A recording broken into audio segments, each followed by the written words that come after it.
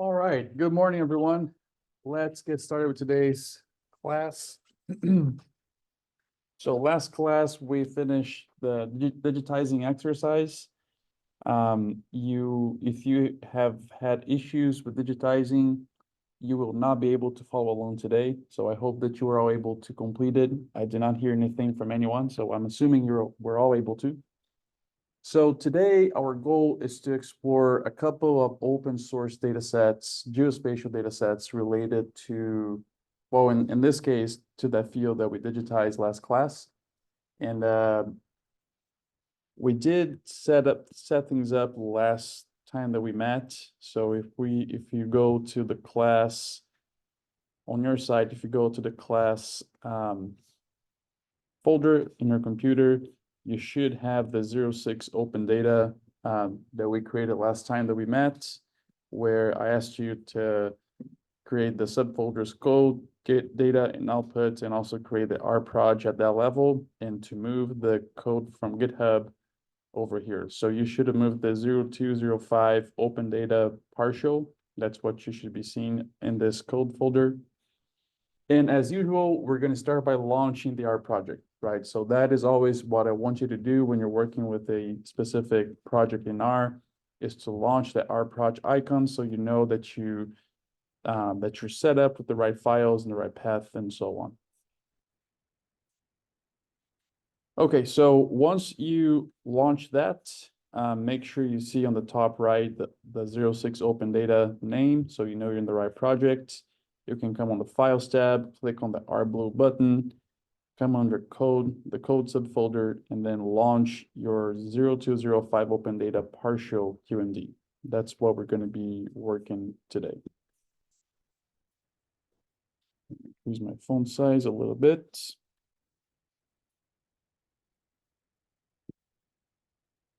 Okay, so our learning objectives today is to first learn about a couple of application programming interfaces. So the acronym for this is APIs. You probably heard a lot about the use of this word, API. It basically just means that we have a way of directly connecting to certain open databases, and that API is just that protocol of us connecting from your computer to an open source database. So we're going to learn about a couple of them, and we'll download open source data through R and using a few packages here. With that, we're going to obtain and map soil series data from USDA Surgo, and also obtain and map elevation data as well.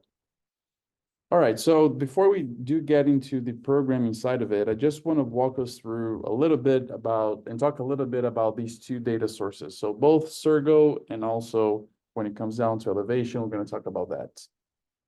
So Surgo stands for Soil Survey Geographic Database.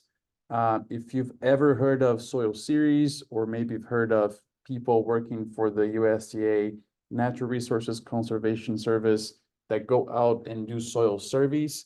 This is something that people have been doing, I think, starting maybe in the, I don't know, 1950s, 60s, somewhere in that range. Really, NRCS at that time, and still to this day, hired a lot of soil surveyors to go out, look into different landscapes, collect soil samples, take soil property measurements, both analytical in the lab, but also visual, and then relate that to soils data. And this is really a very, very, very good resource for geospatial soils data that the US has. I know Brazil doesn't have anything like this. I don't know if really any other country has something to this extent like the US has for Surgo. And so it is a very, very useful resource for us to leverage, especially when it comes to geospatial data in agriculture. As we know, soil plays a big role in what we do, and so it's a really important resource for us. So this information from Surgo can be displayed both as tables or as maps, and it is available for most areas in the USA. It is a US-based database, so you're not going to find this type of data, at least not through USDA Surgo, for any other country. It's going to be really specific to the US. And really, this information here was gathered by soil surveyors, just by walking over the land and observing the soil. They did take soil samples, brought into the lab, and run a whole bunch of analysis, both physical, chemical, and other types. And then the way that they organize this is by map units. So basically, if you ever heard of, let's say, a Tifton sandy loam, it's a mapping unit that it happens in a lot of places. It was probably first mapped in Tifton, in Tift County, and that's why it receives that name. Probably that name is also where that specific soil type happens more frequently in that region. And so that's, this map unit is basically a name attributed to a set of soil properties that make up that map unit. And really, the main goal of doing this was intended for use by natural resource planning and management by landowners, townships, and counties. And and this is just a very limited list because there's so much data that we can retrieve from this database, as we're going to see here in a second. But some of the data that we can collect or retrieve based on these soil mapping units are, for example, available water capacity at different soil layers, electroconductivity, frequency of flooding, yields for cropland, woodland, rangeland, and pastureland, and also limitations affecting perhaps more on the human urban side of things, as far as recreational development, building site development, and other engineering related uses. So the Surgo data set, it does contain, a part of it is related to the geospatial component of it. So it's going to have that geospatial aspect. And then it has a whole bunch of tabular data as CSV files that are related to different categories of variables. And we're going to see that in a second here when we start working with that. And so there was a point where all this data was being collected across the US by so many different people. And the way that you could access this data was basically through like I'm not sure if it would be called an extension bulletin, but a bulletin by the USDA that you would basically buy a little booklet from the soil mapping unit that would come with all the properties and so on. So it was not on a digital format, and it was, as you would imagine, very difficult to keep track of updates, and also cumbersome for you to order a whole bunch of booklets because it may have different soil map units in your field. And then the USDA, I'm not sure when this happened, but they developed the Web Soil Survey. So the Web Soil Survey is a way for us to interact with this database, provide an area of interest, and really retrieve all this data now in a GIS setup where we can download shape files or the polygons of these soil mapping units for a given area of interest. So this was really a big step on Surgo development and soil series development, making that more easily available to the public. I guess before we go to Web Soil Survey, let me just ask here. I guess I'm looking for the people in Athens, and then I'll go to the people online as well. Here in Athens, has anyone ever heard about Surgo? Have you ever used that for any reason in your research, perhaps? So I see Neva saying yes, Wishball as well. Doug, have you come across that? We used it. I took the soil dog. Okay, nice. Okay. Yeah, so again, this is a really great resource that we have here in the US that I do want to show you all how to leverage that. What about online? Those online, those in Tifton and Griffin, has anyone ever heard about this, used these data sets for any reason, have experience with it? No. I've used it a pretty good bit so far, considering my projects on soil sampling. So I use it to create some management zones. Nice. That's really nice. Was that Dalton. Nice, Dalton. It's a really great point. And I do hope that you would benefit from, I don't know if you were doing by point and click before, but here we're gonna go through a more programming way of doing that, you know, especially if you have multiple sites, you can automate things a little bit better here. So I hope that this would be useful for you, but also for everyone else, because I think we can all use some of this for planning our studies, for planning, you know, agricultural production and so on. Awesome. All right. So if you are not familiar with Sergo or with Web Soil Survey, let's go and explore it as you would if you're not doing this through a programming language, right? So I have this website here. You can click on it. It's going to launch, or maybe you can, I guess, yeah. So if you click on it, or even if you just copy and paste that in your browser, it's going to launch this page here for Web Soil Survey. What I want you to do is click on the Start WSS. So we start Web Soil Survey green button right there. It should launch this interactive interface. So there's, you know, there's a few different ways that you can get to your area of interest. So one of them is, I guess, zooming in, which is kind of tedious and difficult to find. But if you click here on area of interest and you expand this, you can either create an area of interest from shapefile. So if you do have a shapefile, you can upload that here and that takes you straight out there. But you can also come here. I mean, there's a whole bunch of options of how you can get to it, but the one I wanted us to focus on here is using latitude and longitude. So if you open up that dialog there, the way that it takes this is latitude, comma, longitude. So if you go back to R, I did leave you, let's see, so it's latitude first. So I did leave you here the numbers that I want you to copy and paste there. These are the coordinates for the centroid of that field that we've been working with. So we can go there and just explore things a little bit.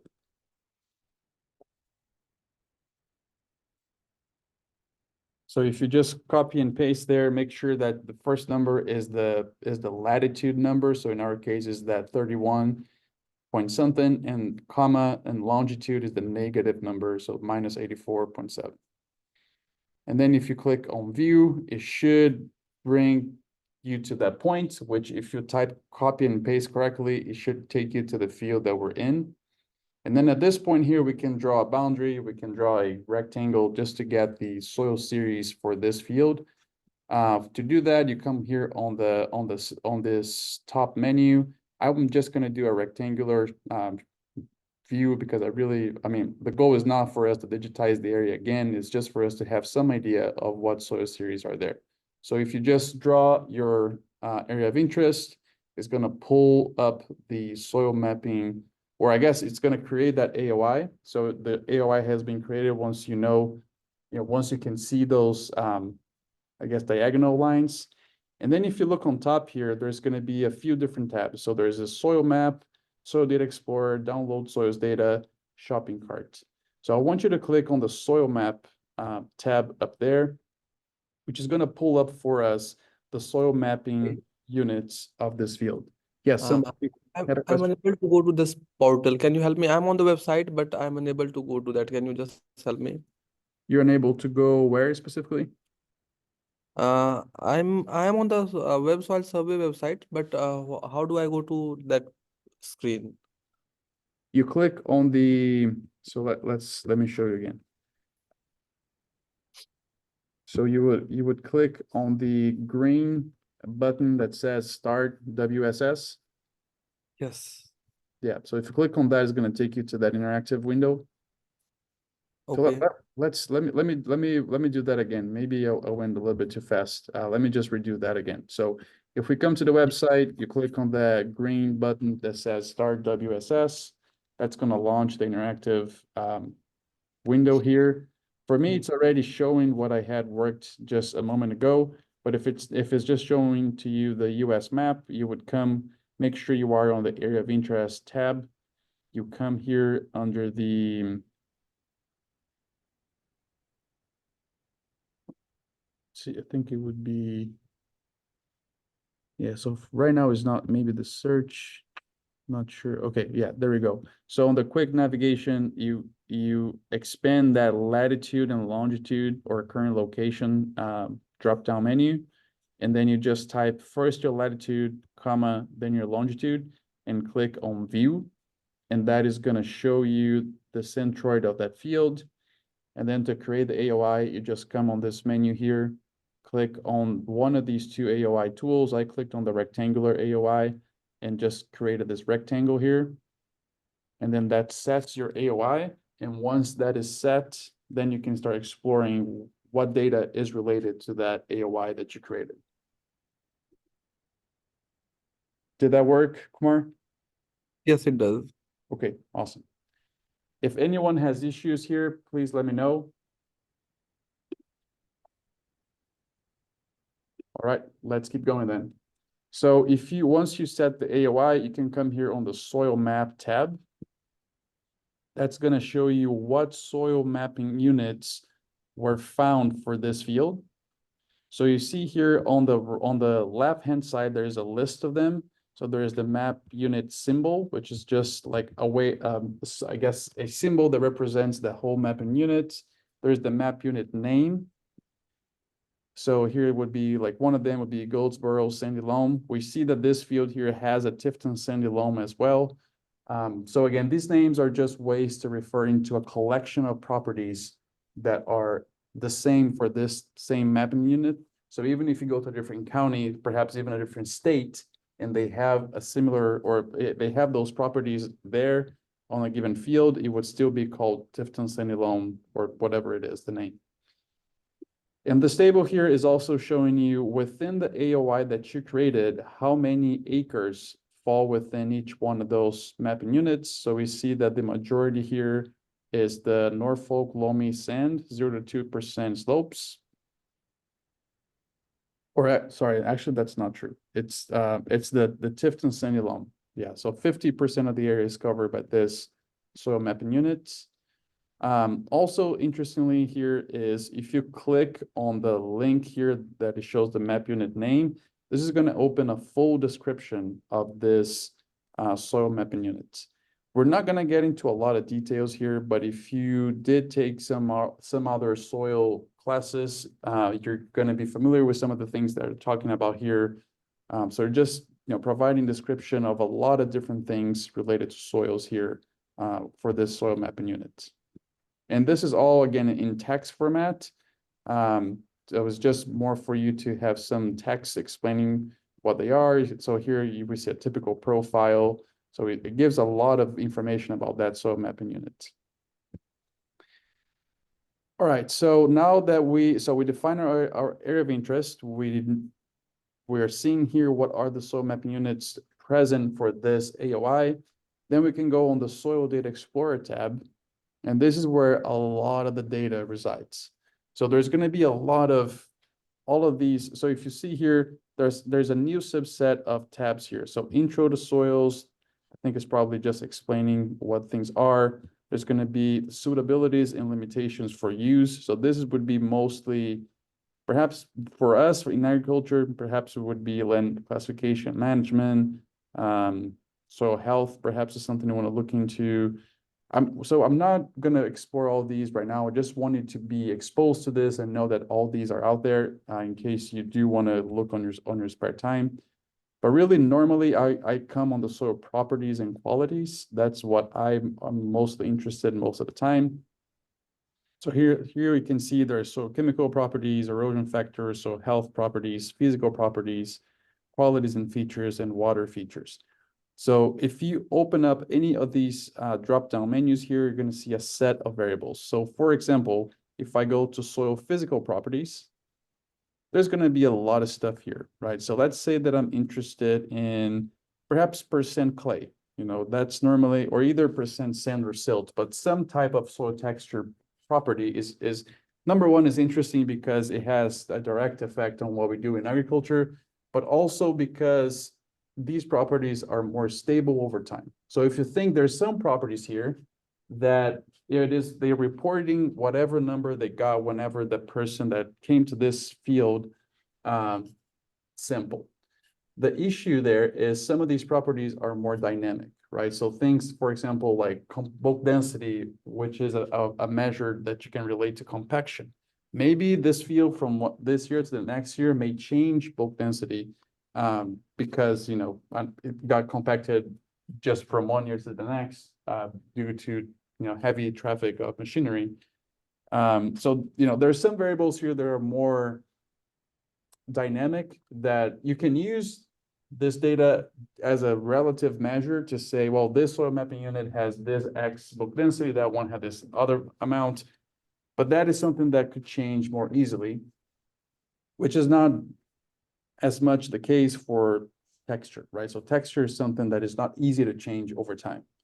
So let's say if I wanted to see the percent clay, you can come here. It gives you some options of what you want to see. You can define what type of, if you want a weighted average of all the different layers, or if you want a specific soil depth that you want to look into that. I'm just going to get an average here. And if you click on view rating, it's going to create a map for you where it is relating each different color here is a different, in this case here, percent clay. We see the value of that under rating. So we see here that percent clay is ranging from 23.4% all the way to 49.3%, depending on the soil mapping unit. And you can do this all day long with all different variables here. It's really useful to get that comparative idea of soil properties for a given field. And then if you're doing point and click, you would further click on the download soils data, and you would create a ticket to download data. Yes, Doug? On the soils, or where you use the rating, just so we get pop up. Mm-hmm. I have nothing. It says top depth required and bottom depth. Yeah, so what I did here is I clicked on this all layers weighted average. If you don't ask for the weighted average, it will be expecting for you to determine a top and bottom depth. So let's say I wanted to know the percent clay at the 0 to 10 centimeter layer, or maybe 0 to 4 inches layer. You need to specify those numbers there. But if you don't specify and you ask for, weighted average, that's when it would give you that. Yeah, so this, so once you find this here, or you find the data you were looking for this field, you can download this data. And then it's going to create a ticket for you to download. So it's going to be on the shopping cart. I'm not really walking you through that entire process because we're going to actually be doing all that in R. But I just wanted to see where we're pulling this data from and how people that are not using programming languages would do if they're pulling this data from the web soil survey. All right, so I'm just gonna close this now, and we're gonna go back to R.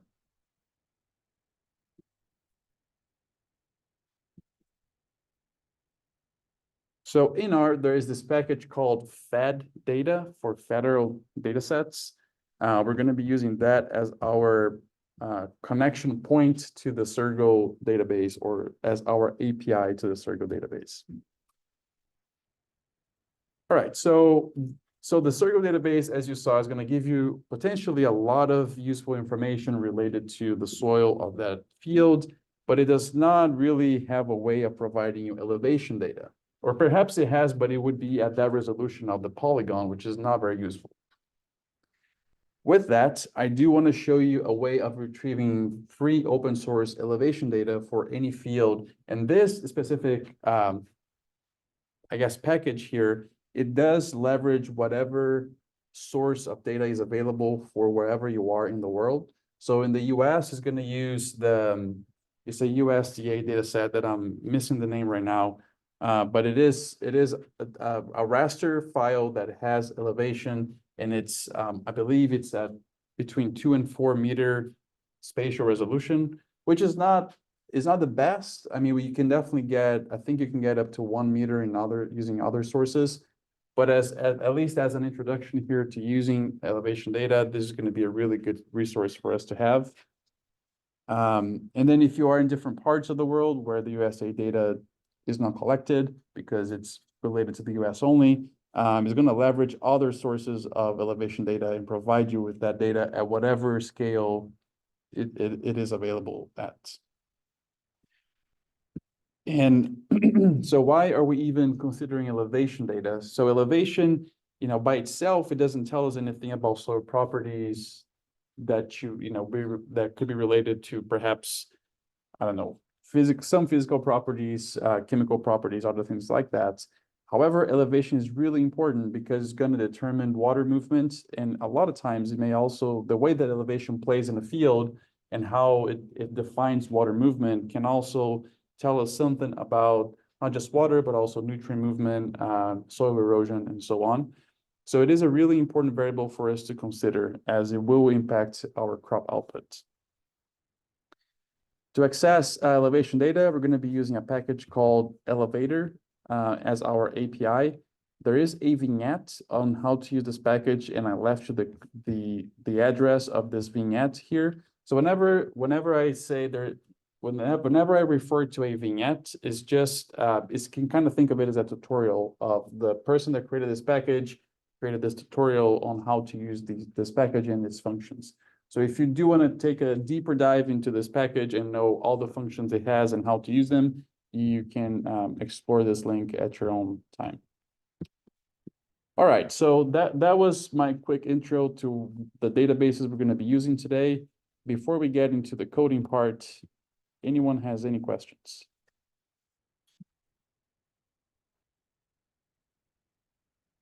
All right, let's get started. So I left you here a few installed packages that we're going to be using on this exercise. What I do want to ask you is to go ahead and remove one by one the hashtag, run only that line of code to install this package. Once it's installed, just comment that off and move to the next one. As you're doing that, so I don't think you have these 4 packages here. That's why I'm providing you the installed packages. If you do already have, then don't worry, but I don't think we installed them, at least not for this class yet. So just to give you some more background, Elevator, again, is the package that we're going to retrieve the elevation data.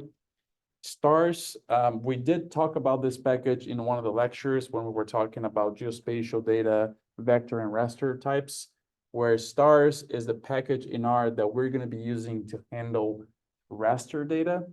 And we're installing that right here because the elevation data, the way that we're going to be retrieving it is going to come as a raster type of object. So we're going to be using stars to manipulate that.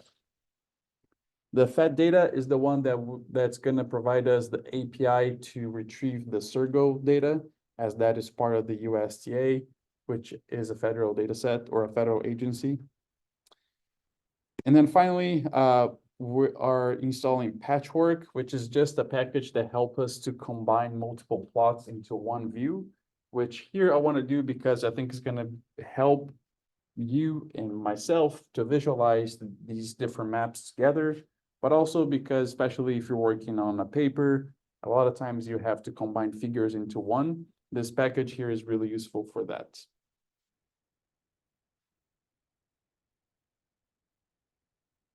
All right, I'm just going to give you another moment here to finish installing, and then we'll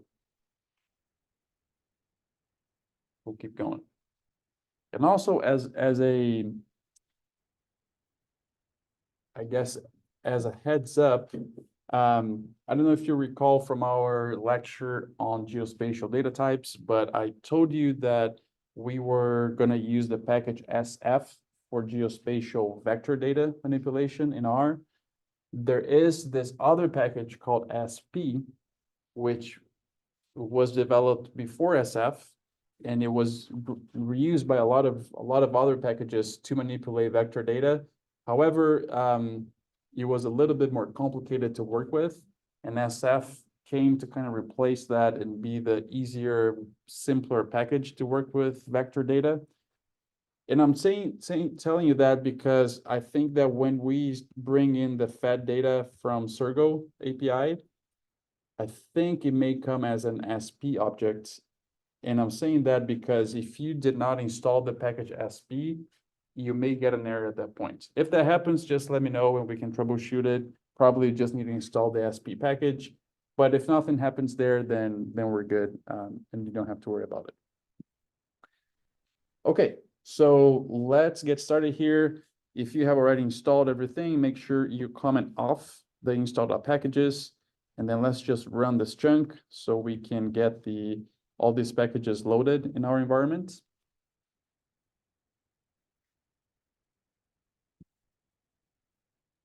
And as you probably are thinking, the first thing that we need here to retrieve any open source data is to bring in the boundary that you created, right?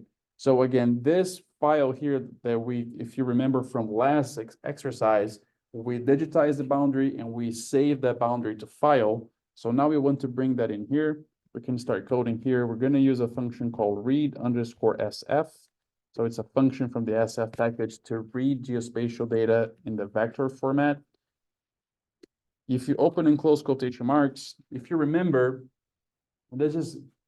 I want you to be paying attention and following with me here because I don't want you to get lost in this step, is when we created that boundary file, it is on a different project, right? So we could do a couple of different things. We could either copy that boundary that we exported, that GeoJSON, for example, and paste in our data folder of this project. That is one solution. We could also just navigate to that here in the path. So you would say .. If you hit tab, you are at the main folder of this project. If you do another .. now you should be seeing all of your projects. So you can navigate the 05 digitizing. You hit tab, you go inside output, hit tab, you can bring in, I want you to bring the boundary.geojson. It is the same as the SHP, but I do want us, at least in this class, to create the habit of using GeoJSON instead, because as we already talked about, it's a more compact, I guess, type of file that it's more easily shared as compared to shapefile. So if you run that, you should see now the boundary pop up on your environment. And then if you just print it by running its name, you should print a couple of panels here. The first one is just going to give you some information. So it says it has one feature, and that's because it just has one polygon. That's one feature. It's showing us that it is a polygon type, which it should be. If you bring it in and it says it's a point type, then maybe you did something wrong on the digitizing. It's telling us the bounding box, and also it's telling us that it has a geodetic CRS. Notice how the GeoJSON file already brings in this information with it on a single file. Again, if we were to read in the shapefile, in this case, it would also look like this. It would also have a WGS84 because on the same folder that we have the SHP, we also have the .prj. If you don't have the .prj together, you're not going to know what the geodetic CRS is, and then you have to set it, which is not a big deal. But and we have already done that for another layer, but just want to point that out. So every time that we print an SF object, you get at least two panels, where the first one gives you this information on the geospatial side, and then the second one shows you the data frame.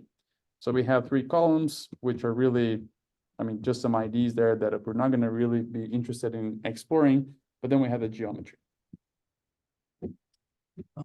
I wanted to ask, I am unable to find anything in my environment, even though I've written the code and all, but it is not coming. So you were not able to read the boundary? No. Okay, so what I The would do, code is running, but still it is not working. sorry, can you repeat that? The code is running, but it was not happening. Now it is happening. Yeah, I have to do it again. I did it for the first time and it did not happen. Now it is showing. Okay, so you Yeah. were able to import it? Yeah, I am able to now. Okay, awesome. Is anyone else having issues to import it? This is a key step that if you're not able to import, you're not going to be able to do anything else on this exercise. So if you're having issues, let me know now, if anyone else is having issues. All right, I don't hear anything, so let's move to the next chunk here. So I left you here, I think all of the code. Yeah, I left you everything here, so we don't have to type any of this. And I think the reason why I decided to do that was just to make sure we're all getting the same paths and not get anything, any differences there. But so here we're basically using this function that is called get_Sergo that is coming from the fed data package. What I'm doing here is kind of on the go changing. So our boundary, which we just imported, is an SF object. The get_Sergo function only accepts an SP object. So if I just run this piece here, so not the whole function, but just the boundary and then as spatial, this transforms that SF vector data to a spatial polygons data frame, which is part of the SP package. So on your side, I guess a test that you can do at this point is only highlight boundary pipe as spatial and then stop right before that comma. So do not include the comma and just run this by pushing command return or control space or control enter and see if it works for you. If it says as spatial function not found or something like that, then you may need to install the SP package. But I hope it would already work for you. Is someone not able to make this, at least this part of the boundary as spatial work? What does it say when you run it? So when I run it, it shows this. It doesn't show that on mine. But it says the soils object has two components, spatial and tabular.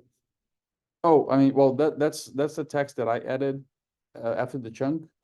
Didn't notice. So maybe what could have happened is if you just had your cursor here and you ran the whole thing, it actually ran all this, and that's why it did not give you any output. Which if it did not give you any errors, then it means that this part here worked. So we should be good. Okay, so it didn't run that whenever. So let me go ahead and do this. I will, let me kind of walk us through what this code is doing, and then we can run the whole code. I mean, the whole chunk. And if that part of the boundary as spatial is not working on any one side, then you're gonna get an error. Let me know if that happens. So what we're doing here is we're providing first the data set that we're using. So the boundary is that data set, it is that vector file. However, the get_Sergo function from the fed data package was built based on an SP object, which I guess they're probably going to update that at some point and use SF. But because it only accepts SP object types, that's what we're doing here. So this as spatial is a way of us to transforming from SF to SP class. That's what we're doing there. So this function here is basically going to download all that data that we saw on Sergo on your computer. So we're just saying here what the name of the folder we want it to be, where we want the raw data to be saved as. So I want that to go inside of my data folder, under the Sergo folder, under a folder called raw. And then I'm giving it the path of the extraction directory, which is where it's going to extract the data as well. So if you just have your cursor anywhere here and you click run, it will probably show you some progress on downloading data. So this is because it is actually downloading that data for you. And then, so if you go ahead and before you run the soils object, let me just show you here. So if we come now on our Files tab, I go to the main folder of the project and I go inside data, which is where I asked it to save all the files. Now there's this Sergo folder. There is an extract and a raw, and then inside there's a whole bunch of CSV files. And these are all the data that we were able to see on the web soil survey. Now you have all that as a CSV in your computer.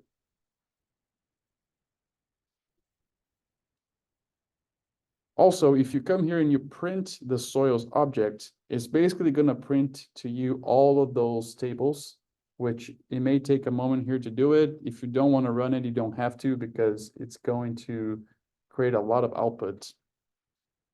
But you can see how like each one of these the first panel that it shows here is the geospatial information, but then everything else is the data side of things. So if you select any of these panels and you scroll down, It's gonna show you whatever is inside. So each panel here, each component of the soils object is one of the CSV files that we see here.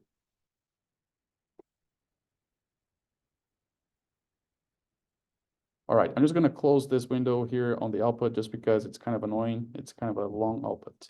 But what I wanted you to notice is that the soils object now has two main components. One is the spatial component, the other one is the tabular component that has all the tabular data associated with that spatial component. So if you go on the next chunk here, I just want you, let's just explore these a little bit so we create some understanding of how this is working behind the scenes. If you type that object name soils and you use the $, it's going to give you that spatial and that tabular option. Let's just select the spatial and run it. So this again is an SP object that is relating the spatial information of soil series or mapping units within the boundary that we provided. And if we use the function class, so if you remember, we use class to know what is the object type in R. So if we do class of soils $spatial, it's going to be an SP object, which again is another way of referring to or to manipulating vector geospatial data. And remember, vector geospatial data would be things like boundaries, points, lines, and so on. Yeah. So that's, I have SF. Is what mine says, that's SP, and then on the last chunk that we ran, if I go to my extract file or folder, it doesn't show all of them, it shows one. It shows Sergo_Sergo.gpkg. So you're saying like if you come here on the data and then Sergo and then extract, it only shows one?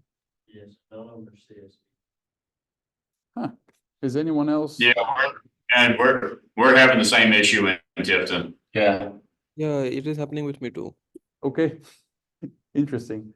Well, maybe they did update the Fed data package and I did not get did not install the latest version. So let me actually on my side, let me reinstall and make sure that I do get the latest version. So I'm just gonna take a quick moment here on my side to do some troubleshooting. You don't have to do what I'm doing now, but I just saved my script. I'm going to come to session and restart R. So all of my environment is cleaned up. All my packages are unloaded. I'm gonna install Fed data on my side. Because maybe I think Yes, Kumar, go ahead. I think that in the folder it is in zip format. I think if it will unfold, there will be a lot of folders, but we are seeing the zip folder. So that is so the raw data, I think is what that is supposed to be, is just a zip. And the extract is basically the extracted files from this zip file. Extract is in format of GPKG file. Interesting. Let me rerun things on my side here and make sure I can reproduce what you all are seeing.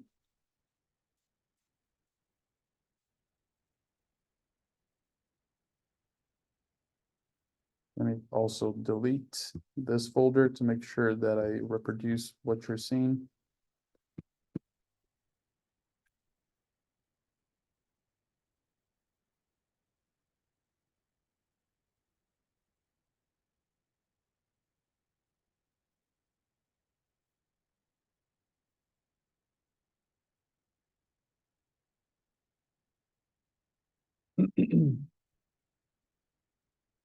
And maybe they have already updated the package in a way that it's already accepting SF objects, which would be nice if they did.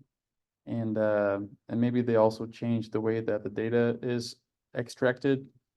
So once this goes through running, I'll double check to see that I can reproduce what you all are seeing on your side.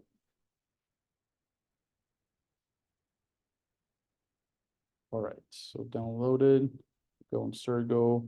So raw, I think this is a zip file. Yeah, that's the zip file. Now, if I go to Surgo extract, yeah, there's just a GPKG. That's true. All right, so I guess let's try to see how that goes. And it seemed like it was actually able to use an SF object. So let me do a quick help on this function, because if it does accept SF now, it should say on the help. Get Surgo. Yeah, so it does accept simple feature, which is SF. So that's great news. That is a difference from the previous version. And this is, I guess, is a good example to kind of show how SP was one of the first packages in R to handle vector geospatial data, but it is getting out of use, I guess. And so packages that used to rely on SP objects are migrating to SF. So if you just have boundary there, that should be enough. You don't have to transform it to SP anymore. Okay, and let's see, let me just read the documentation quickly here and see what, if it says, returns a named list of length to their spatial and tabular. Okay, so if I just on the soils object, let's see if it's still, okay, so it still has the spatial and the tabular side of things. So if I print the spatial, it is an SF object. You know what, this actually makes things a lot easier than I have planned or what I have in the code below. So I may need to actually change the way that we're processing it on the go. So that's always, I guess, a good way to troubleshoot things as we move along. Because before, since it was an SF object, it was a little bit different. But awesome. Okay, so it is, the spatial component is already in SF, so that's great. If we just get the class of that spatial, it is an SF, table DF, and so on.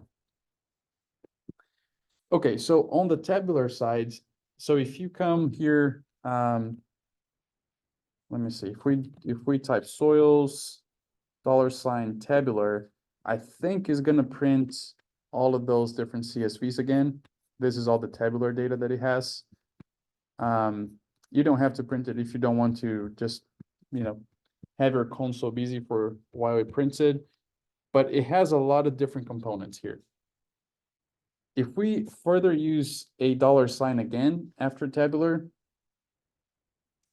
you can kind of explore what each one of those individual tables are. And there is a few of them that we actually want to take a look at. So there's one called components. I just want to print this below so I can take a look at it. So this one has 109 columns. I'm not going to show you everything that's in here, besides to say that it has the name of that component, which is relating to the map unit. It has like a slope. So every time it has a value and then point L, point R, and point H, it's just the lower, the R, I'm not quite sure why they use R, what they mean by R, but it's basically the mean. So lower, mean, and H is for high. So if you think of like a confidence interval, would be the low, the high, and the medium point. That's what the L, R, and H mean for all these variables. So you can see there's a slope. There's like a runoff potential. There's like what type of cover was there when they did the classification the first time. So there's a whole bunch of things here that you may find interesting. And we're not going to go through all of it, but I just wanted to show you that among all of these tabular components here, there's a lot of them, and maybe some others that we're not showing are of interest to you, and you can explore them on your own. But I did wanted to highlight the component one, also the MU AGGTT, which I believe is for mapping unit aggregated attributes. So here it still has like 40 columns, but then now we see the mapping unit symbol, the full name, which includes the soil mapping series name, the texture, and the slope. If you just keep going to the right here, there's going to be other properties. So available soil water at, I think, 0.25 depth. And all of these columns here, if you go to the Surgo website, they have documentation about what they mean, what they are. So we can always go back there to see what they actually mean if the name is not very intuitive. They have here a drainage classification for each one of them. So all things that could be important for us when we're thinking about soil properties. Then lastly, I just want us to take a look at the MU crop yield. So mapping unit crop yield. So this has a few more rows here, but basically for each one of the mapping units is gonna have a crop yield for pasture, corn, soybeans, wheat, tobacco, peanuts, cotton, and so on. And it does give you a non-irrigated yield and also irrigated yield, and also gives you that, so the dot L is the low interval of that number, the dot R is the kind of the mean, and the dot H is the high interval of that. And then it gives you the non-irrigated and the irrigated yield. Of course, these numbers here, they do not change based on each different year. If a grower has a different management, a different variety, whatever that grower may be changing in this field, these numbers do not change, right? These numbers are static in the data set. So it's not like you would come here and it would say, this is the yield you're gonna get on this field. It's more of like a relative comparison, right? So you're comparing the different mapping units and you see that maybe the corn yield in one of them is higher than the other. Maybe that's a better soil for corn growth and yield. That's more the way that we want to be thinking about these. Okay, so if you notice here, we have on the spatial side, we have the area symbol, we have the mapping unit symbol, the mapping unit key, and that's it, right? So we just have identifiers of the mapping unit along with the polygon of that mapping unit. We don't have any tabular data of interest with the spatial component of this object. So what I want to do in the next chunk is to combine the geospatial part of it, the spatial component of this object, with some of the tabular data that came along with these soil mapping units for this field. So that's what we're going to do in the next chunk here.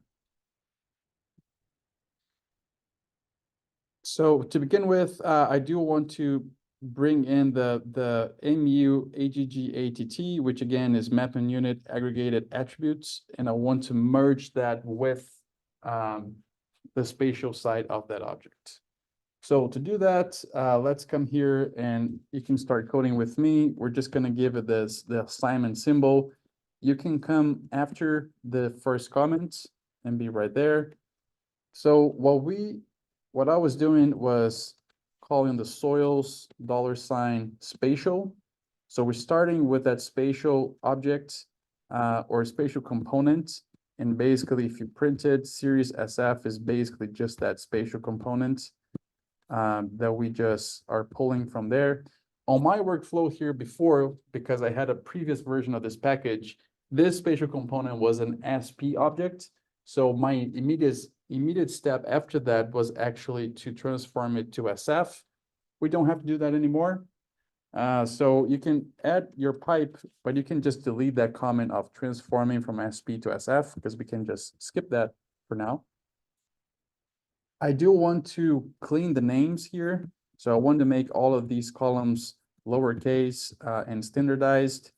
So we're going to use here under the cleaning names comment, we're going to use the function clean names that comes from the janitor package.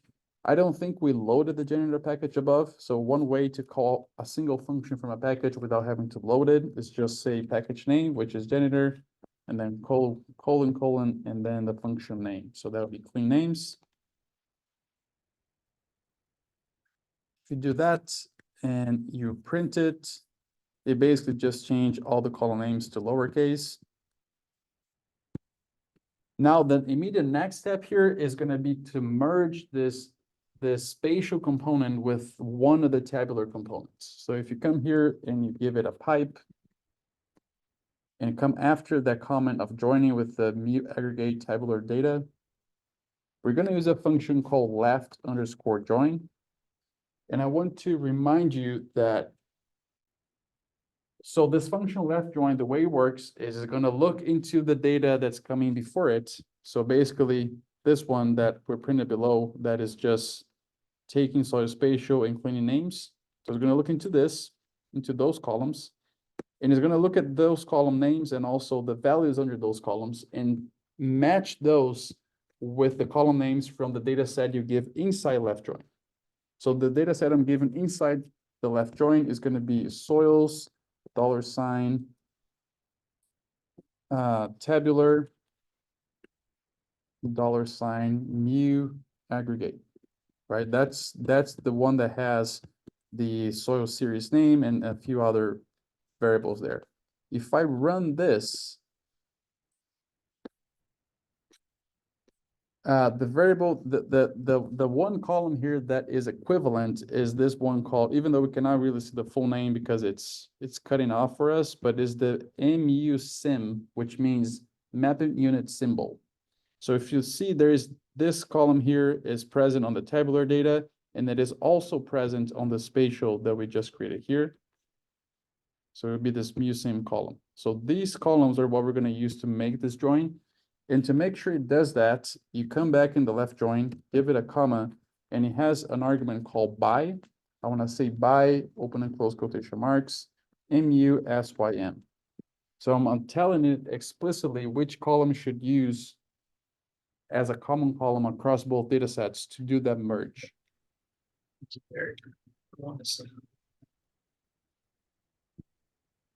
All right, if we run that, and now you print the series SF,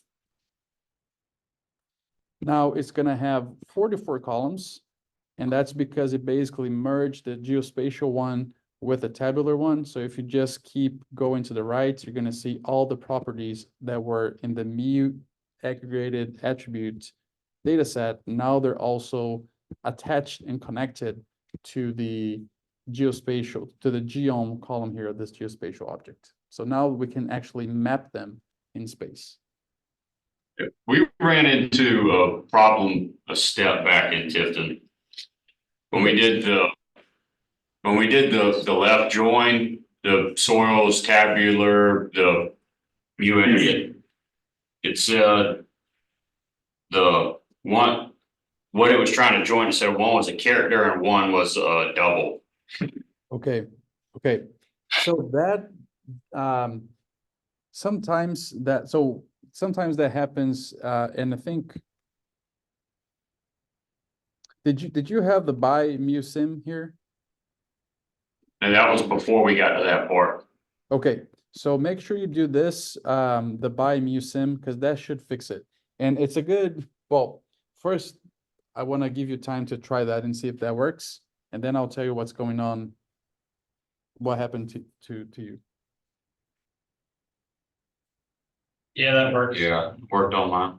Okay, so what happens is if you did not specify which column you wanted to use to make the merge, it's going to guess, or it's going to look for common column names and do the merge by them. So if you do look here, the soil spatial after the clean names, it has a mu sim, but also has a mu key, so a mapping unit key. We could use either of them. The difference here is that on the spatial component, the mu key is a character column. And if you print the soils tabular mu aggregated attribute by itself, it does have a mu sim like we were using, but if you go to the right, it will also have a mu, where is it? Oh, I thought it was in the beginning. Maybe I missed it. But it does also have, oh, right there. So also has a mu key column, but in this case is considered double or numerical. And that's why the merge cannot happen, right? Because in one of the data sets, the column is character, on the other one is numerical double. And so it throws you an error. So let's say if we did not have the mu sim variable and we needed to merge by mu key, the fix would just to maybe here before on this pipe flow, before you feed this into left join, you just do a mutate and then you transform the mu key from character to numerical on the spatial side. Or conversely, you could do that here on the go as well with this part of the code. So you could just come here, let's say add a pipe right there in this part of the code and do a mutate.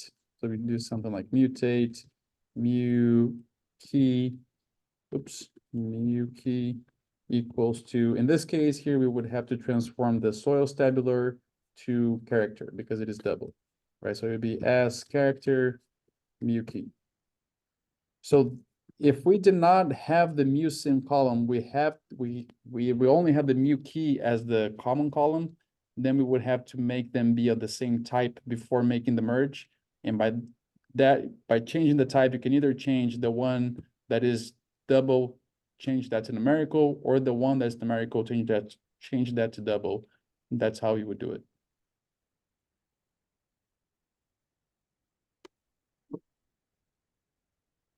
All right.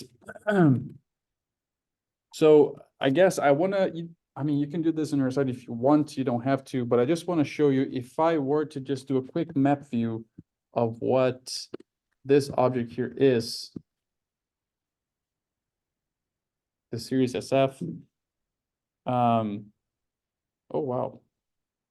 I'm not sure why, why that happened. I guess I was not expecting that.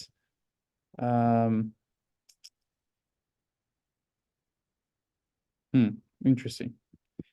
So what I was going to say is, and I guess what I was expecting to happen here is that it would show the mapping units for the field as a rectangle. So not having the field. Let's see if I can find this field here. It's interesting because it doesn't seem like it's continuous, and I'm not sure why that's the case. Yeah, I think this is the field. So anyways, it is giving us all these mapping units all around. And when I attempted this with the previous version of Fat Data, it was just a rectangle around the field. Now it is showing for a longer region, which I'm not sure why again. But anyways, I guess the next step fixes this either way, which the next step is to crop all of these polygons only to the field boundaries. So that's what we're going to do in the next step here. If you come and give it a comma, you can come after that comment. We're going to use this function called st_intersection. So there is a st_intersects. I do not want you to use that. Make sure you use st_intersection. And then we're just going to give our boundary here. Our object that is named boundary that contains our field boundary. So if you run that, and now we do a map view, it should be only soil series cropped to our field, which is what we care about. That's what we want to have here.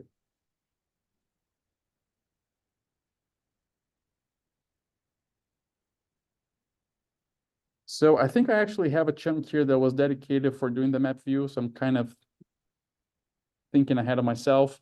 If you just copy this map view from here, let's just move it to the chunk below. And I do want to add something else here. So, you know, when you use this map view, it's going to show you those polygons, but it's not colored by anything, right? And the reason why it's not colored by anything is because it has 46 different columns. It doesn't know how to color them by, because, you know, you have so many and you need to specify if you want something colored by it. So I do want us to add on the map view function, add a comma here. I'm running into the issue, still giving me the map that was giving us before. Okay, you mean like with the whole region? So not cropped to the field? Yes, but now that I asked that question, I think it's- Yeah, so if you need to, I guess I would check to make sure that you added the pipe. Yeah. Did you have a question? Okay. All right, so if we come to the map view here, I do want to color the polygons according to the soil series. So to do that, we can use the zcol argument, and we just need to give the column name within quotation marks that we want to color by. And that information is under mu name, so mapping unit name. If you run that, it creates this plot for us. So we can see here the mapping unit names, color in this map for that field. So again, we can see here that Tifton Sandy Loam 2 to 5% slopes is the majority, is the mapping unit that covers the majority of this field. And then we had 4 other series here, ranging from the Goldsboro Sandy Loam to the Norfolk Loamy Sand and Tifton Sandy Loam in 0 to 2% slopes as well.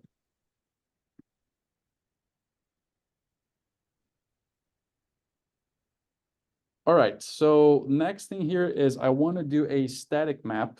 I do want to, so what I want to do next is create a static map with ggplot and save that plot to an object that I'm calling series_map.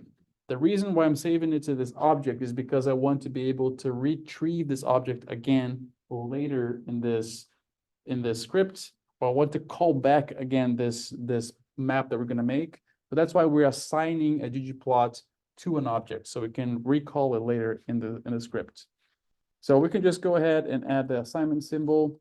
As you would imagine, we're starting with ggplot as our function. You can add a plus. And because I'm adding here an SF object, I hope you're thinking already that you need a geom_sf. So let's go ahead and call geom_sf. We need to say bound the data equals to the object name. The first thing I want to do is bring the boundary. And I do want to make the transparency of the boundary to be 50%. So to do that, we would add a comma and ask alpha equals 0.5. So alpha means transparency ranges from 0 to 1. If we just run that and we print it, this is what we get. Now, the next thing I want to do on this plot is to bring in the actual soil series data that we created above. So we add a pipe, hit return. That object is also SF, so we're going to use geom_sf again. We're going to say data equals to, and the name of that object is soils_sf. And for us to specify which column we wanted to use to provide color to the polygons, we add a comma. Because we're assigning color according to a column, it has to be inside AS. So we type AS and we say, in this case, it's called fill, and we say new name. If we just go ahead and run this,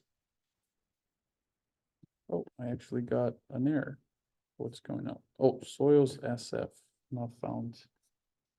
I thought there was, oh, sorry, it's actually series SF, not soils SF. Yeah, so the name of the object is series SF. So if you fix that, it should work.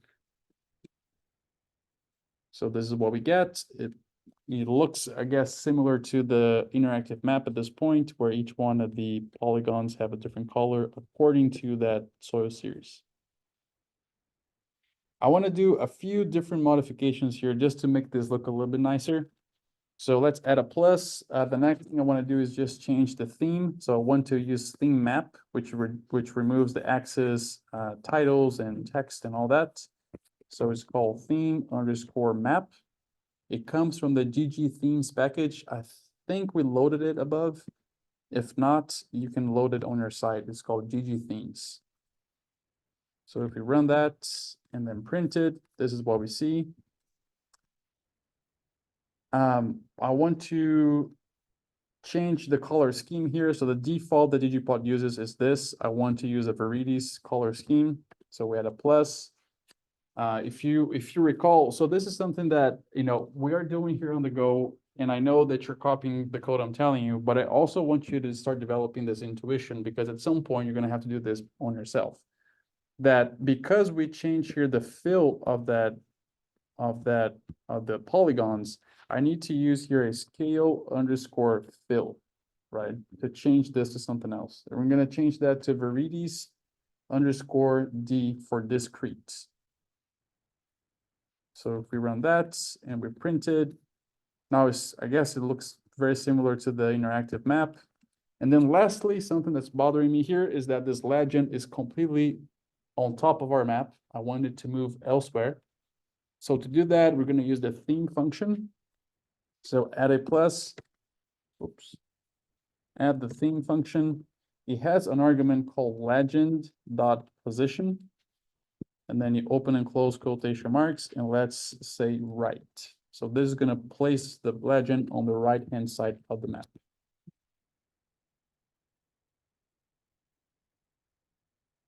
And then again, just to remind you, we're creating this map and assigning that to this object called series map, because later in the script, I want to call this map again, and I don't have to rewrite the whole code to make it. So I can just assign it to that object and then call that object later and get the same output. Okay. Anyone has questions or issues up until this point?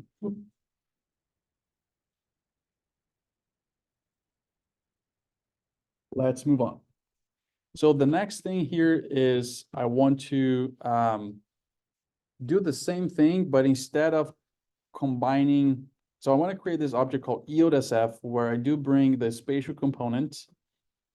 And this, I guess, is going to come back to what the students in Tifton were running into. We're going to get into this right now because now I want to merge the spatial component of that soils object with the soils tabular mu crop yield, so mapping unit crop yield tabular side of that object.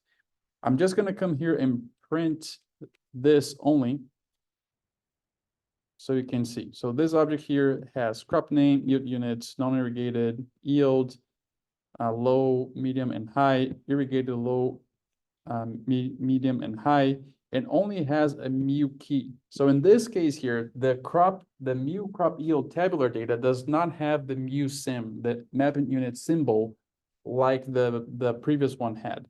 So in this case, we're going to be forced to use the mu key to make the join.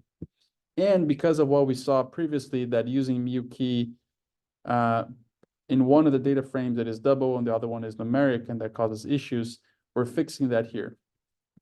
One thing that I want to ask you to do is, so if you see here, most of this workflow is similar to what we did previously. So we're bringing the soils $spatial component.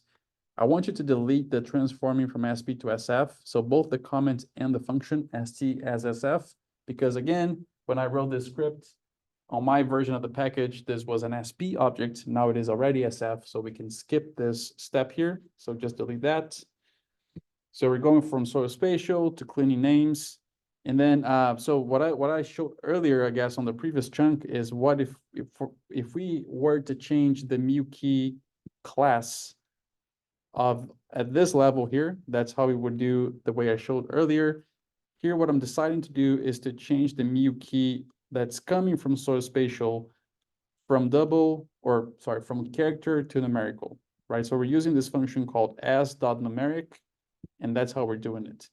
So just to give you, to run on my side so you can see, if I run stopping at the clean names and have that printed, mu key is a character.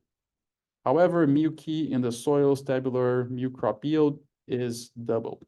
So I decided to have both of them as double or numeric by transforming the one coming from the spatials to numeric, and this is how I'm doing this, using the mutate function. So transform that, I then merge both of them using the mu key column, and I do the intersection with the boundary as well. However, so if we just stop right here, let me just add a comment to this pipe so it does not expect something after it. If we run this and we print EODSF, what happens here is we have 36 rows. How do we have 36 rows if we only had 4 mapping units? The reason for that is because we have on the yield side of the tabular data, we have multiple rows for different mapping units related to different crop types. What I want to propose that we do is that we only filter one of these crops just to make it easier to plot, I guess, and not have a lot of confusion here. So with that, I do want to do a couple of things. first one is we do have 16 columns. I want to just select the ones that are really needed here to not create all that clutter of extra things we don't need. And then we're gonna only filter the rows that have corn as a crop name. So if you come here you can uncomment the pipe if you had commented off. You come below that selecting only need the columns. We're gonna use the select function, which I always let's call the dplyr dot : and then select to make sure it's coming from that package. As we start working with raster data especially, this is gonna become more important because the raster package, which sometimes is a dependency for some of these other geospatial packages, also has a select function. And if you don't specify you want the select from dplyr, you may be thinking you want the one from the raster package, which will throw you an error and you're just not gonna make sense. You're not gonna know the reason why it's giving you the error. So just to be on the safe side, let's always use select from the dplyr package. So I do want to keep crop name as it is right there. I do want to keep the yield units as well. So it's YLD units. I do want to keep the non-irrigated yield, but the mean, which is the non-ir yield.r. That's the mean. And lastly, I do want to keep the geometry, which is where we have the spatial information. So this is what I want to keep. If you run this and you get an error like I just did, is so geometry doesn't exist. Let's see why that is. I think it may be actually calling that column geom. Let's try that. Yeah, okay. Yeah, so make sure that you change this to geom, as that column is called geom in this new version of the package. When I developed the script with the previous version, it was called geometry. But so we want to have crop name, yield units, non-irrigated .r, which is the mean, and then geom. So now we only have those 4 columns. And then lastly, I just want to filter where crop name equals to corn. So let's add a pipe, come after the comment. We're going to use the filter function and say crop name equal sign, open and close quotation marks, is going to be corn with a capital C. So if we run that and we print, now we have 4 rows only, whereas the corn yield in bushel, I think really they mean bushels per acre, even though they say bushels only. But corn bushels per acre for each one of the polygons of the mapping units. So we see here that it's really, there's not a lot of variability, right? We see the lowest is 110, the highest is 125. So relatively speaking, maybe the ones that are 125, maybe a little bit better soil, maybe better elevation, lower slope, whatever that may be. But it's not a huge variability. Okay, so let's make a quick interactive plot here for this. For that, we're going to use the map view function. So the object name is yield underscore SF. I want to add a comma and use that argument called zcol because I want to color this by the yield variable, which is named non-yield.r, non-ir yield.r.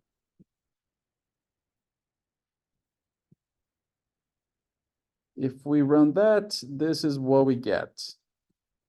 So if you notice here, it does not have non-irrigated yield data for all of these mapping units. And that's why it's showing us like that. So we're basically missing, I guess, from the one in the middle here, that we don't have data. So when we did the left join, it just did not do a join because there was no yield data for it.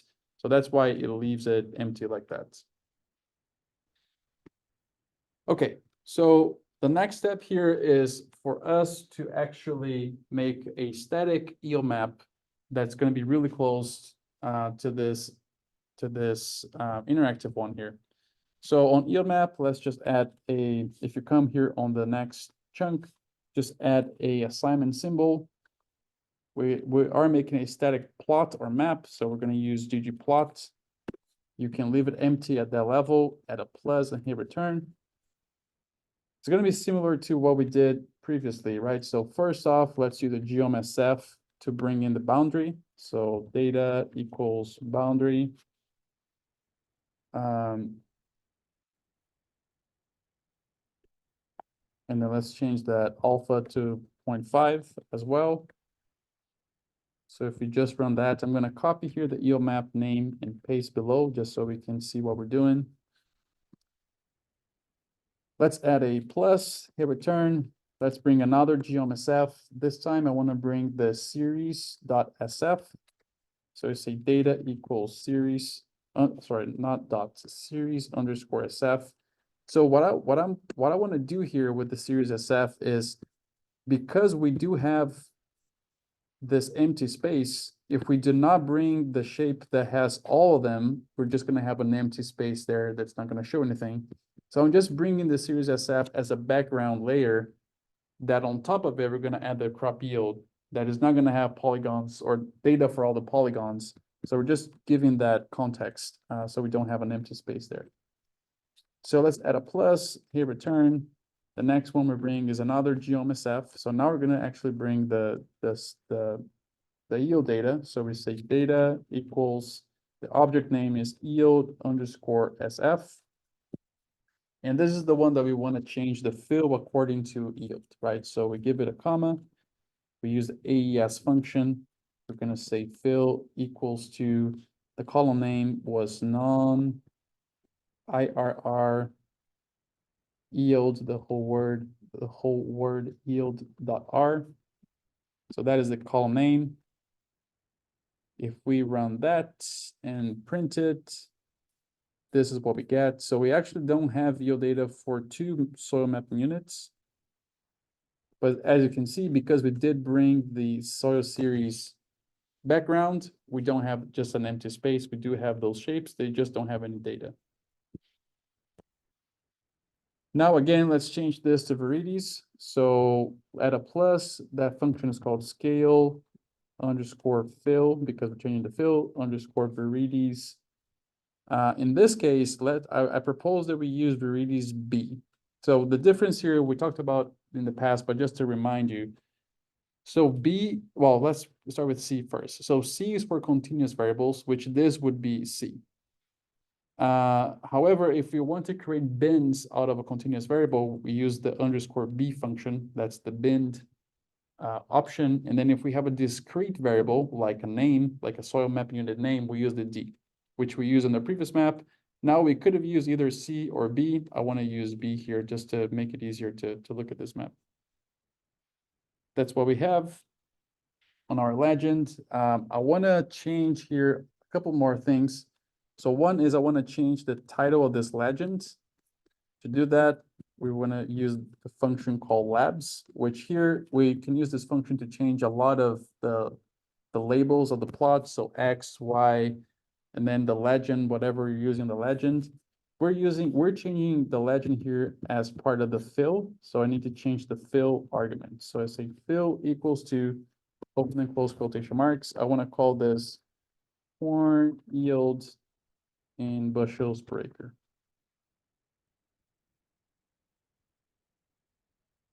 If we run that and we print it, now the legend, the title of the legend has been changed. And then lastly, I want to use theme map. So add a plus, hit return. We're going to use theme_map just to keep consistency with the first choice.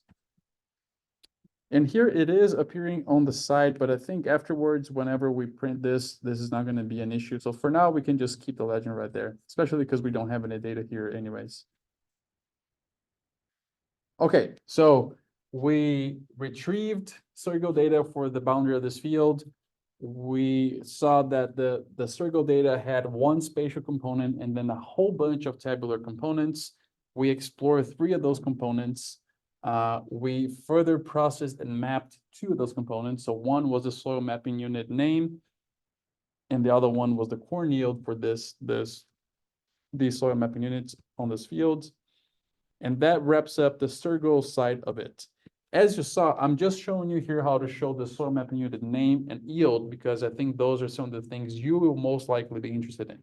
But as you saw, there's going to be a whole lot of other variables you can use. Things related to water movement, water infiltration, flooding, drainage, pH. There's going to be a lot of things that you can make use of this. And these different variables are all here, right? So if you do want to explore on your research, now you know where you would explore those and how you could find them for your specific case.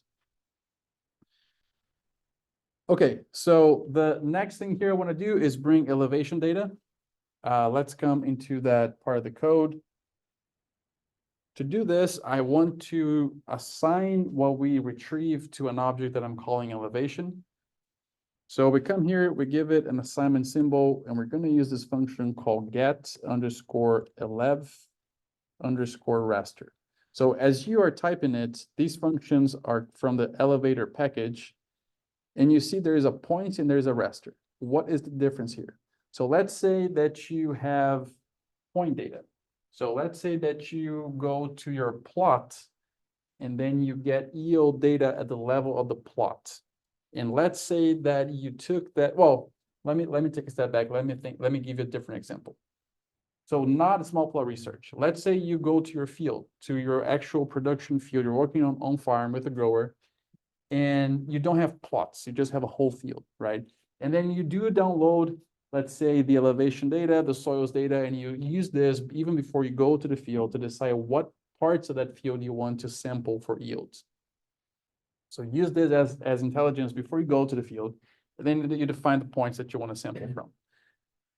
So now you have those points, you go to that field, you take your samples, you bring to the lab, you process them, you have this yield data for a point in that field.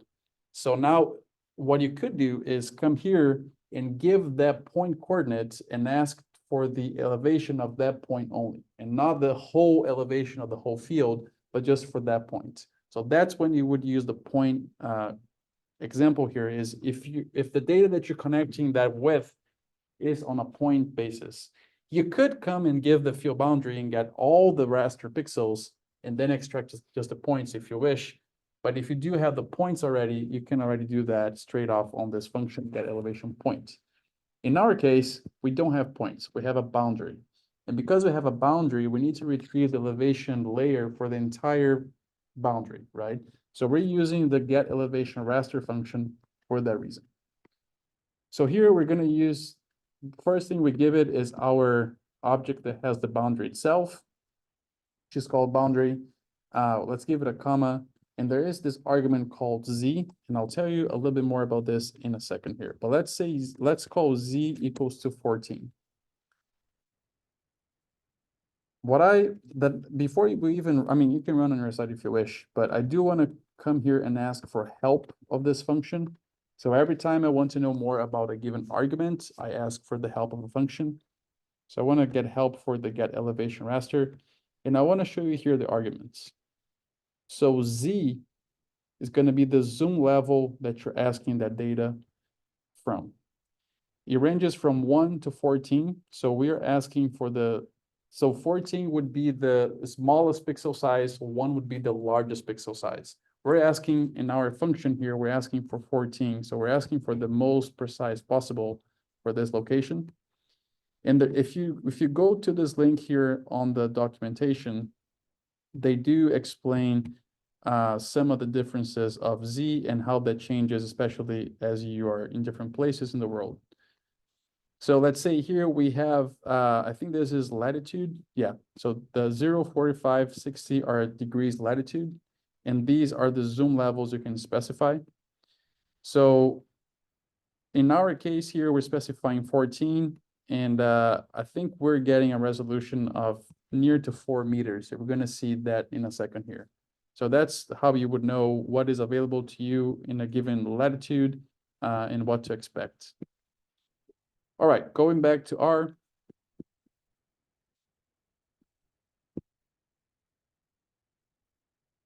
So if we run this,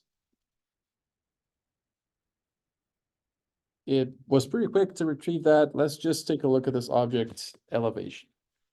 So this object right here is a raster layer type, which is from the package raster. And the same way that SF is the newer version of SP, stars is the newer version of raster to some extent. So we want to transform this from raster to stars because we do want to plot this in ggplot, and raster layers are not easily plotted on ggplot. So to do that, the immediate next thing we do is you add a pipe. There's this function called st_s_stars. So we're transforming this raster object into a stars object. So that's the first thing we're doing.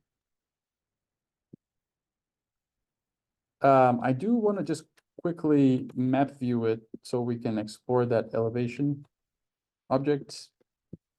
See how that looks like.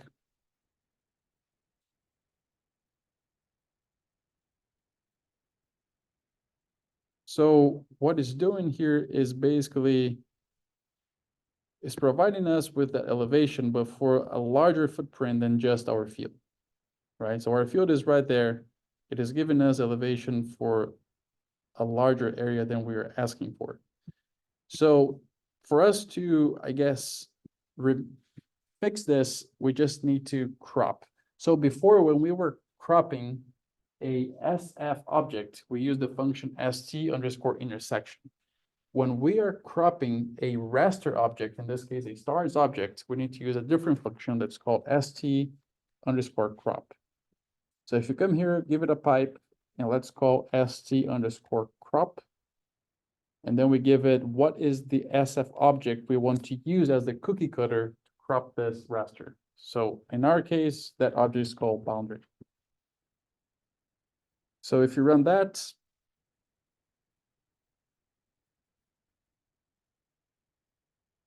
and then use the map view again just to take a look at it. Now we just have elevation for our field, which is what we wanted.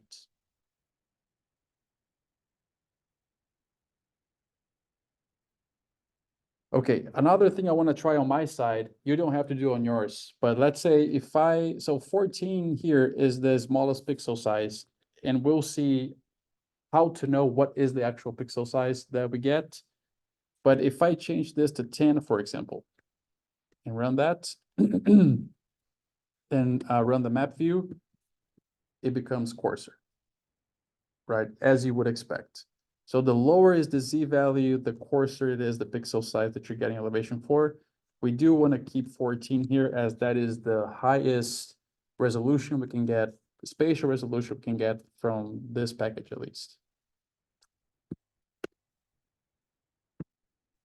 Okay, so so now before we move on, I just want to take a moment because I think it is the first time that you are working with a stars object in this course. So I do want to take a moment and just walk through what that stars object is telling us.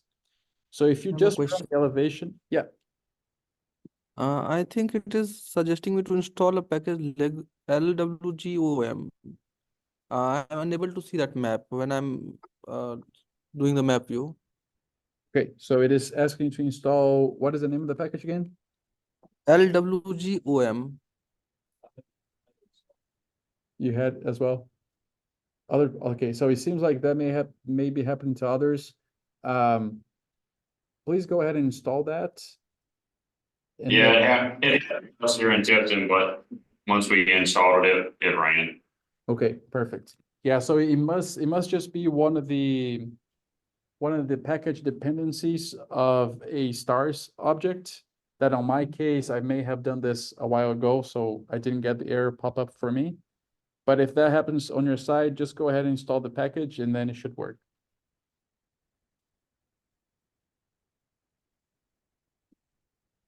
All right, so I guess we were talking about just exploring a little bit this elevation object, which is a stars object. And remember, stars is for raster type of geospatial files.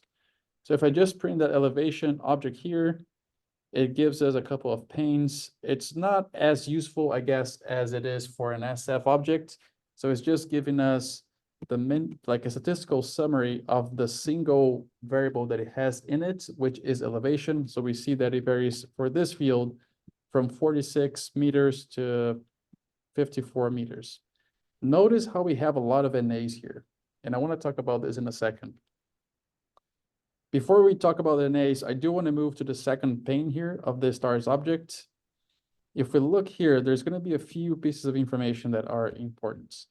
So the delta column, even though the name is not very intuitive, but this is basically the spatial resolution of the pixel size. So in this case here, our pixel size is of 3.99 meters. Our ref sys is similar to what the CRS would be. So in this case, WGS84, and it does have some other pieces of information here, but I just wanted to call your attention to the delta because that is what you're going to be looking for when you're trying to assess what is the spatial resolution of a given layer. Okay, so we did this exercise of changing the Z to a different number and checking that. And now let's just go ahead and plot it on an interactive way. First, I'm just going to copy that map view, or actually cut the map view code to the chunk below so we can see that again. And one thing I want to make the point here, because I think it's a concept that it is simple, but it's confusing at the same time. And I just want to make sure you understand this. This is a raster layer, right? One of the differences between a raster and a vector layer is that raster is going to have a consistent grid for you. And then different cells of the grid are going to have different numbers or different values. In this case here, and the reason why we have so many NAs on that summary from this layer is because even though we cropped the data to just keep the pixels within the boundary, there's still this bounding box around this layer. So the bounding box would be the northmost, eastmost, southmost, westmost points of this. So you see the bounding box here on the west side stops right there because that's where the field boundary touches, and so on all around here. So all this shaded gray area is the bounding box of this raster layer. So a raster layer is confined by a given bounding box. And even if you do not have data in the cell is still there. You don't lose cells. This cell here, if we keep, I mean, I guess in this case, we're not going to be able to see the, so imagine like if I'm zooming in here, you can kind of see the cell, right? So this, like maybe where it has more of a gradient, it's going to be easier to see, right? So this is a cell. So this cell has a value in it that in this case relates to elevation, but all the cells that we cropped out are still there. They did not disappear. They just don't have data in them. It's probably just NA. And that's why we get so many NAs back when we print the summary of this raster layer. And this is different if you compare it to a vector file. So a vector file, which again is a polygon, a point, a line, it doesn't work with cell grids, right? It works by drawing something, and that drawing is its own entity that inside of the drawing, there may be empty space, outside of the drawing may be empty space, but it's not set in a grid format like raster is. So I just wanted to make this difference here. And you know, even if you like take a photo with your phone and you look at it, if you zoom enough on your phone, you're going to start seeing the pixels, right? So an image from your phone, from a multispectral camera, from a satellite are all raster files, meaning that they have a grid that has all these cells, and the cells have different values in them. That's what make a raster what it is. Okay, so we're getting towards the end here. The next step I want to do is do a static map of the elevation data. So if you come here with me to the next chunk, it's going to be similar to what we did on the previous ones. So let's begin with the ggplot. I want to add a plus, hit return. In this case here, we're going to make a map of a stars object. Remember, stars object is for raster files in this, raster objects in this case. We're going to use, because of that, geom_stars. So we're going to say data equals to elevation. That's the object that we created above. if you just run this and you print it, this is what it looks like. So because our raster only has one, if you want to think of like column in that raster file, which is elevation, it's already coloring or filling the cells with elevation for us. One thing that I think is annoying on stars, on Geom stars, and so the person that developed SF is the same person that developed stars. And I don't know why they decided that when you plot Geom SF, it already puts in the right coordinate system as far as how it looks like in the map. So it has the actual shape of that true entity in space. With Geom stars, it does not do that. It kind of squeezes the scales, so it does not look like our field. One way to fix that is if we just come here at a plus, we can change the coordinate system using the function coord underscore equal. So that makes sure that the coordinates X and Y are on equal scaling instead of just like compressing them based on the range of the values. So this looks more like our field. Next, I want to change this to a Viridis scale. So let's do plus scale underscore fill underscore Viridis. In this case, let's use the Viridis C for continuous variable.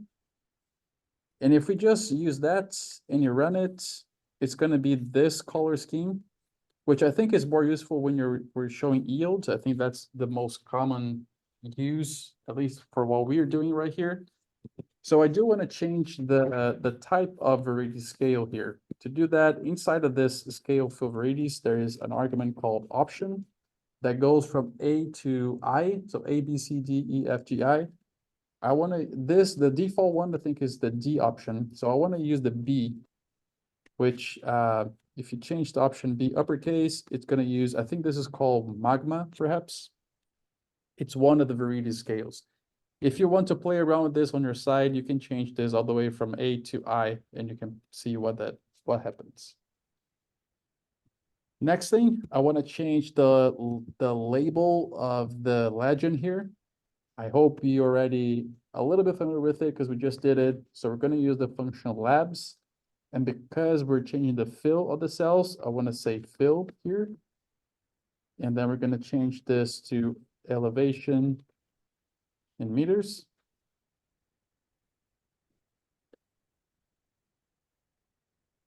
Then lastly, I want to use theme map just to make it more clean as we've been doing before. So theme underscore map, let's go ahead and do that. So this is how it should look like on your side.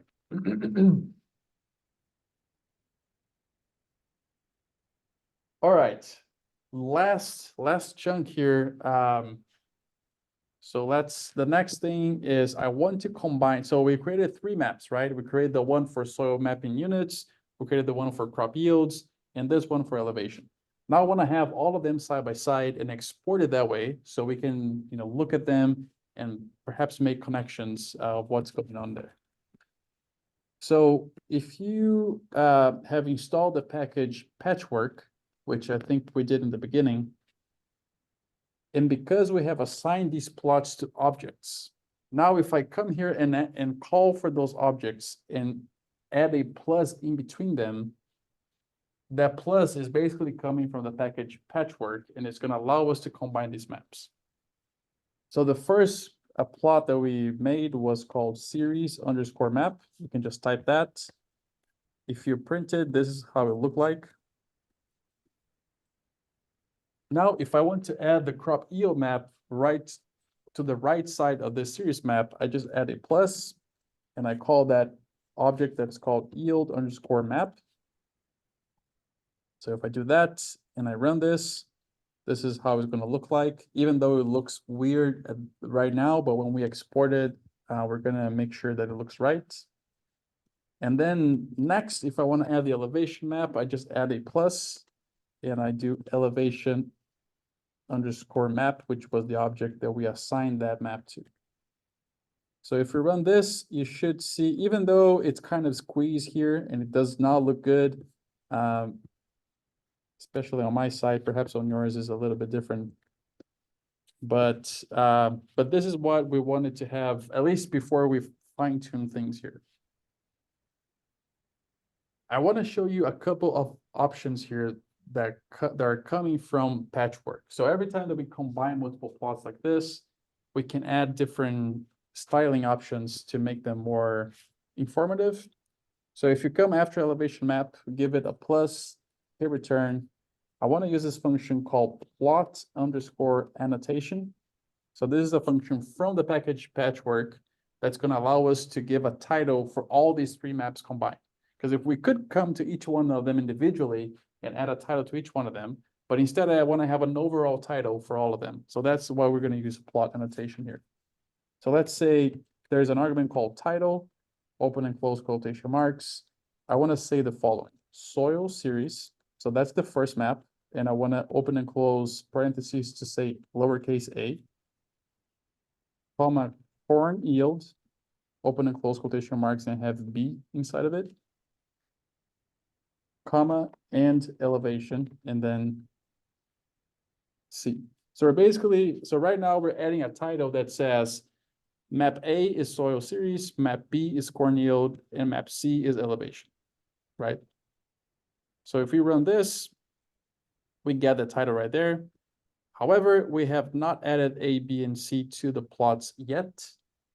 That's what we're going to do next here. So it's still within the plot annotation function. So we can come after that quotation mark that we gave the title. If we give it a comma, there's going to be this other argument called tag underscore levels. You can just give it within quotation marks a lowercase a. If you do that and you run it, notice how now we added A, B, and C for us to those plots. We could stop here, I guess. I do want this A, B, and C to have a like closing parentheses right next to them. A way to do that is we add a comma here, hit return. There's another argument called tag. Let's see, tag suffix is what we want to use. And then just give it the closing parentheses there. If we run that, then we get the letters with the closing parentheses by default.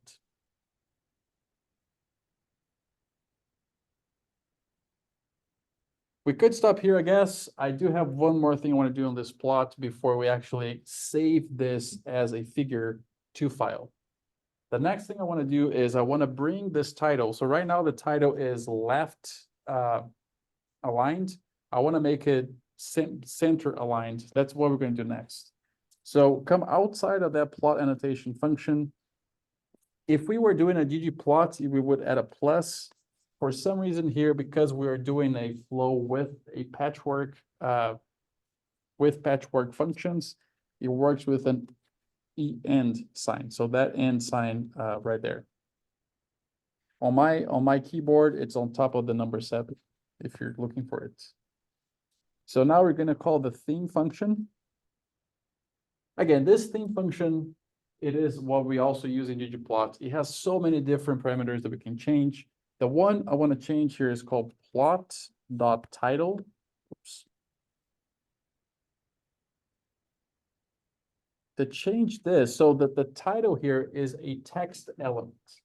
Within ggplot and within the theme function specifically, we need to use functions that determine what is the element that we're trying to change. Because it is text, we need to use this function called element underscore text. And then in here, we can change a whole bunch of things. So one of the arguments is age just for a horizontal justification. I want to say age just equals to 0.5. And also want to change the size. So I want to say size equals to 20.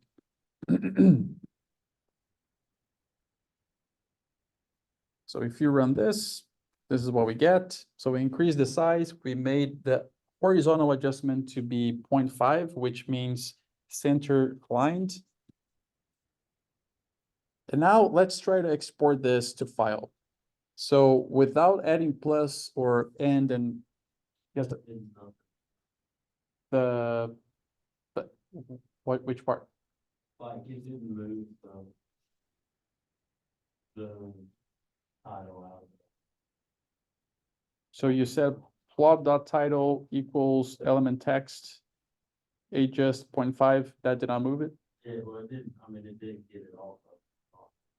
It's like all of them, and I can only see two of them maps. It could be. So let's go through the next step of exporting, and then if on the exported file it looks weird, let me know. Because that's the actual, because right now it's kind of squeezed here because of the window size.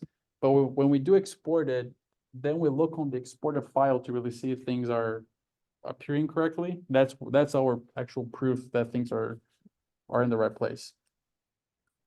So to save this figure to file, let's use a function called digisave. We have already used this in the past. Open and close quotation marks. Let's give it the path. So right now we are in the code folder. I want to get outside of it. So .. You hit return. Let's go on the inside the output folder. And I want to name this as combined_maps. And I want to save it as a PNG file. So combined_maps.png. So here is, let me show you, I guess, if we just run this, and then you go here on the files tab, you go to the output folder, the file is right there. So it is a file in your computer. If you open it, this is where I will really look to see if the plots are like sized accordingly and also placed accordingly. I do not normally look into my chunk because the chunk itself is going to change how the plot looks depending on the size of the chunk. But when you export it to file, this is not going to change unless you change something in the digisave function.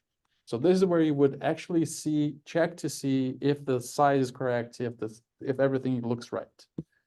In this case, it does not look right, right? I mean, the legends on the B and C are completely overlapping with the map. One way to change that is to increase the size of this PNG file. If we come back here to digisave, digisave has a couple of arguments where one of them is width. I want to change width to 12, and the other one is height. I want to change it to 8. I believe these are in inches. The unit is inches here. So if you run this digisave now and look again on your actual exported map, the combined maps, now it has changed the size of it in a way that is actually being represented on the exported file. So this tip here holds for this exercise, but also holds for any other exercise where we are exporting plots. If you want to know for sure how your plot looks like when you export it, you should export it and then visualize the file that you exported and not what appears below your chunk. Because below the chunk, it's gonna change the way it looks based on how much space you give it. But when you export it to file, it's not going to change anymore. That's it, right? So we could play with different widths and heights here and see how it impacted the final product. But this is what I'm proposing that we do for this exercise. Okay, so now we have a single plot where we're showing the soil series, which has the soil map unit name, the texture, and also the slope. And then on the map in the middle, we're showing the corn yield, and then on the right-hand side, the elevation gradient. So as we can see on this field here for elevation, it is higher where it is orange. So on the left side of the plot, we have higher elevation, and then it's draining towards the right side where we have lower elevation. Okay, so I guess I did not include this in my original script, but I do want us to do this so you can see how it works, especially with the elevation data. So let's come here, create another section of the script. So if you just go outside of the chunk and you add a single hashtag, that is a heading 1 level, let's give the title exporting to file. What I do want to export here is basically the elevation. We could export the elevation. We could export the vector files for soil mapping unit as well. But I do want to focus on the elevation here because it was the one that we have not done yet. So to export so elevation is a stars object. Stars object have this function called right_stars, very similar to the right SF that we were using for vector. Oh yeah, give me just a second here. So to create a new chunk, you can either click on that +C button right there. I use a shortcut, a keyboard shortcut on Mac is Option-Control-I. Creates a new chunk. I'm not sure what that would be on Windows. Yeah, but that +C is what creates a new chunk. So we say right stars, the first thing we give it is the object name, which if you recall was called elevation. And now the second thing is the path. So let's open and close quotation marks. I want to get outside of the code folder, so .. // I want to go in the output folder. I want to call this elevation open source _open source .tiff. So stars, or sorry, there's a distinction between the object type in R and the actual file type that you export, right? So the object type here is stars, but there's no such thing as a .stars object. That does, I'm sorry, a .stars file type. That does not exist. When we're exporting raster data, which in this case, again, in R, we're using stars package, so it is a stars object. We are exporting this to a TIFF file, which is a most common type of file when we're using raster data. So if you do that, if you just run this and you inspect your output folder, now you should have this elevation _open source.tiff.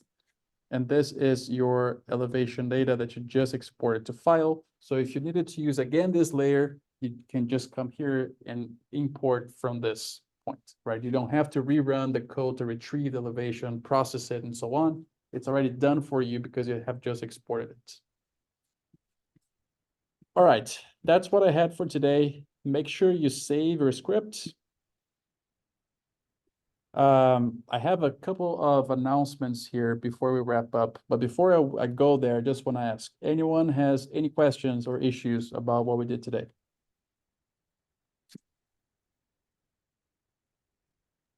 Hey, it's Dalton and Tipton. I got a couple issues I'd like to meet with you about. Yeah, do you, let's see here. Do you want to meet after class? Yeah, that works. Okay, after we finish here, if you can send me a Zoom link, I'll get on that and we can talk. All right, thank you. Yeah. Hey, it's Vinicius here from Tipton. I also have some issues with ggplot, like it's not plotting nothing. I don't know what's going on with my. Is your problem the same? Well, you don't have any polygons on the map? No, my ggplot is not working at all. Like it don't plot anything. Just it runs, don't show any issue, but didn't plot. I'm having trouble like with my mini project also with the same thing. Okay, so Vinicius, if Dalton, if you can share the same Zoom link with Vinicius, we can all get together and then I'll help you kind of in the same Zoom link. All right. Good. All right. Okay, so well, any other questions or issues? Yes. It's getting problem just retrieving source data. So Okay. when I use the boundary IP, but I tried to remove the boundary and then use the template and then I use the Georgia 636 it worked, but I cannot attach the boundary to this program. And then I about the boundary.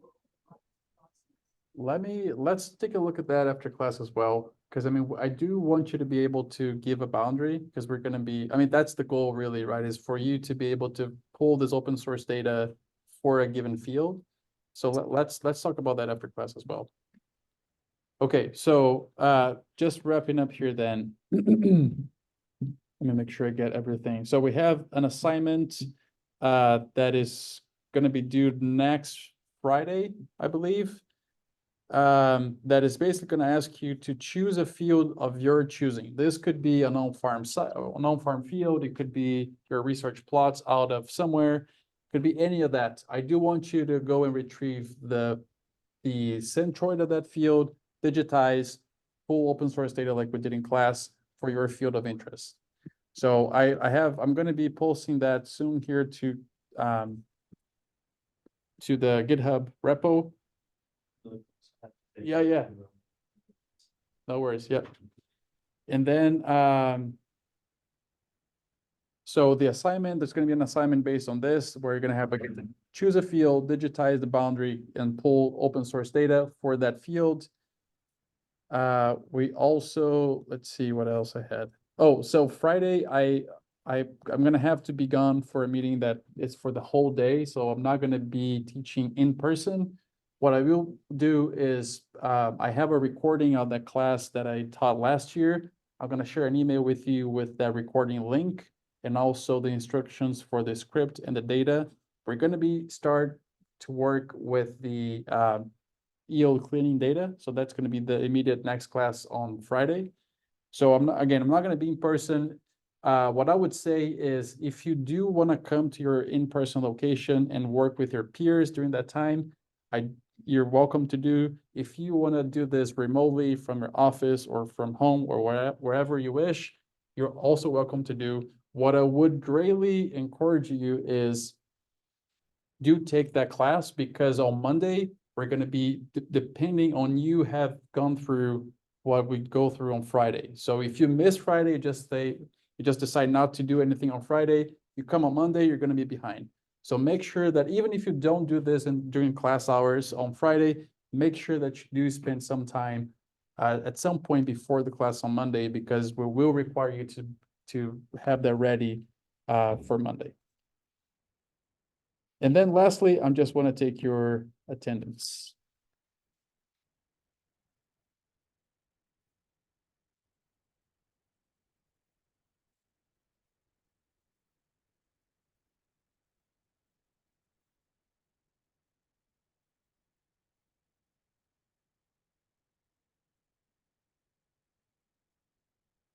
All right, go ahead and claim your attendance, and then that's all for today.